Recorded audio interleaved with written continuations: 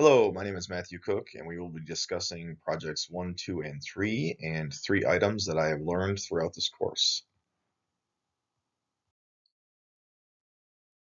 This agenda outlines the progression of my presentation, beginning with an overview of the foundational research model that guided the study, moving into the discussion of the theoretical expansion and the development of the research instrument, and concluding with key lessons learned and reflections gained throughout the duration of the course. Project 1 focused on identifying measurable relationships between trauma exposure and PTSD symptoms. Drawing on Green and Ladinsky, I underscored the importance of developing precise operational definitions to ensure clarity and consistency in data measurement. Establishing these definitions not only strengthened the study's methodological rigor, but also ensured that the design adhered to quantitative research principles, allowing for replicability and valid interpretation of the results. This conceptual model proposes that frequent or intense exposure to traumatic events predicts greater severity of PTSD symptoms. Building on Gelman and Loken's discussion of quantitative modeling, this approach emphasizes the importance of systematically testing relationships between variables while minimizing researcher bias. Such rigor not only strengthens the validity of the findings, but also supports more reliable interpretation of trauma-related outcomes.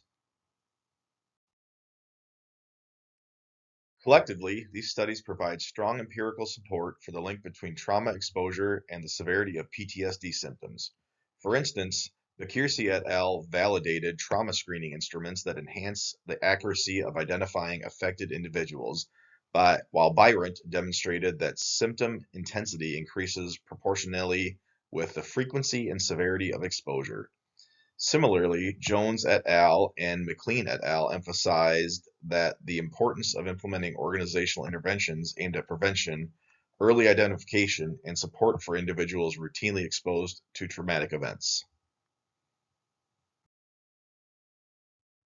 In Project 2, I advanced the original model by introducing resilience as a moderating variable to better explain variability in trauma outcomes. Drawing on Hobfall's conservation of resources theory, resilience is conceptualized as a vital psychological resource that enables individuals to safeguard their emotional well-being when confronted with stress or trauma. This framework helps clarify why some first responders are able to maintain psychological stability and continue functioning effectively despite repeated exposure to distressing or high-risk situations.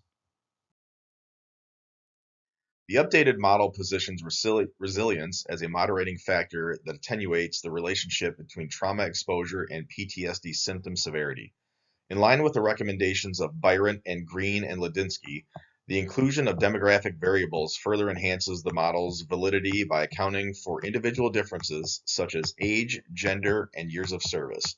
This refinement not only strengthens the precision of the analysis, but also ensures that observed effects are more accurately attributed to the variables of interest rather than background characteristics. Collectively, these studies underscore resilience as a crucial protective factor in mitigating the psychological effects of trauma. Beauchamp et al. Identified notable role-based differences suggesting that occupational context can influence how resilience operates under stress. Similarly, Egozi, Farkash et al., and O'Neill and Kruger demonstrate that resilience serves as a buffering mechanism, reducing the impact of stress exposure on mental health outcomes. Building on this evidence, Ponder et al. Provided direct empirical support for the moderating function of resilience, specifically within first responder populations, reinforcing its importance as a target for organizational and clinical interventions. In Project 3, I developed a codebook and questionnaire that aligned with validated instruments, including the Impact of Event Scale revised, the PTSD checklist for DSM-5, and the Connor-Davison Resilience Scale, ensuring consistent and valid measurements across constructs. These formulas summarize how each construct was scored and provide a clear framework for quantitative analysis. For each construct, the individual Likert scale responses were averaged to create a standardized measure, ensuring that higher scores consistently reflected greater levels of underlying construct. Additionally, an interaction term was calculated by multiplying the average trauma and resilience scores, which allowed for the statistical testing of resilience as a moderating factor on the relationship between trauma, exposure, and PTSD symptoms. This approach ensures both interpretability and rigor in examining the hypothesized relationships.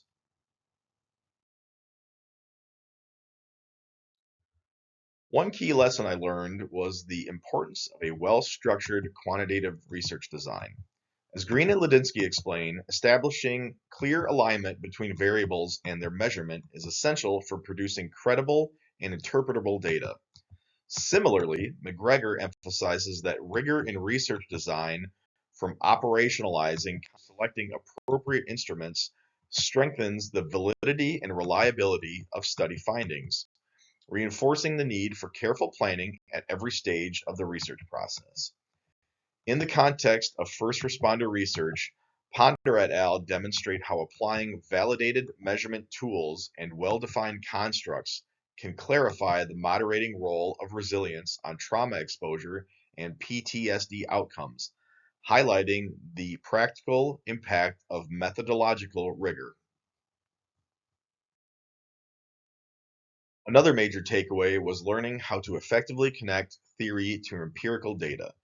Conservation of resource theory provides a conceptual framework for understanding how resilience functions as a psychological resource that helps individuals cope with stress and trauma.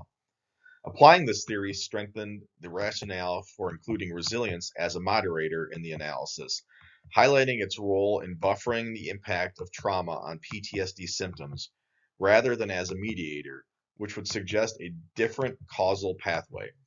Research supports this approach, showing that resilience moderates the relationship between occupational trauma exposure and PTSD outcomes in first responders. This process illustrated the importance of grounding research decisions in established theoretical frameworks to ensure meaningful and interpretable findings. The third topic I mastered was instrument design. Developing a comprehensive codebook and scoring system allowed me to operationalize abstract psychological constructs into measurable variables, ensuring that each construct could be accurately quantified. This process is a critical step in producing valid and reliable quantitative research, as it provides consistency in data collection, facilitates meaningful analysis, and supports the overall credibility of the study's findings. Using validated instruments such as the PTSD checklist for DSM-5 and the impact of event scale revised demonstrates how careful instrument design enhances both reliability and interpretability in research with first responder populations.